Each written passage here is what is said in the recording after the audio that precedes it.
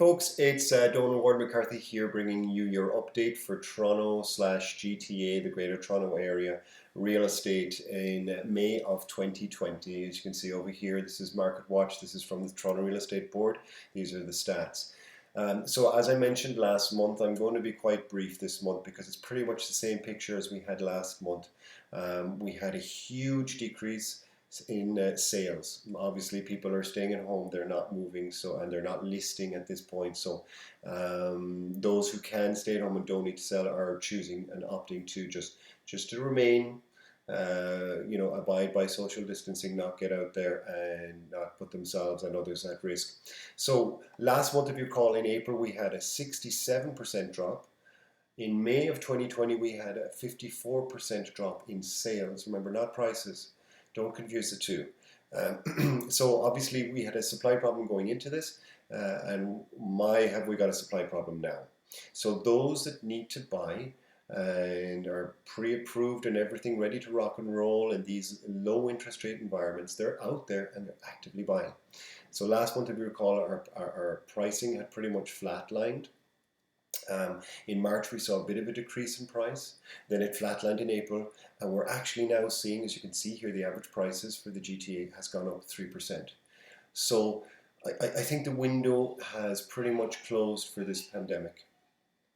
In the sense of, look, we saw that initial month, people didn't know what was going on in the world. There was a lot of, we just didn't know. Indecision, just not knowing what was around the corner. We went down a bit in price. We flatlined in April, and now we're starting to pop back up again. We're even seeing multiple offers back in the Toronto real estate market. Stuff is selling in days, if not hours. And selling for above asking again, even though our strategy has changed in terms of listing. We now list generally, unless it's a really, really nice property, we are listing at our optimum buy it now price, and even still stuff is selling for slightly above asking. So yeah, there you have it in a nutshell. I mean, you can see here below me here as well too. You can download all of this Market Watch and everything, and you can look at the 416 stats, 905 stats. The general stats for the GTA. As you dig down in here, you can dig down into your neighborhoods and everything in different cities and what have you. So, like I say, supply has always been the problem in Toronto. Okay, not enough people selling. Now that supply has even shrunk drastically, over 50%.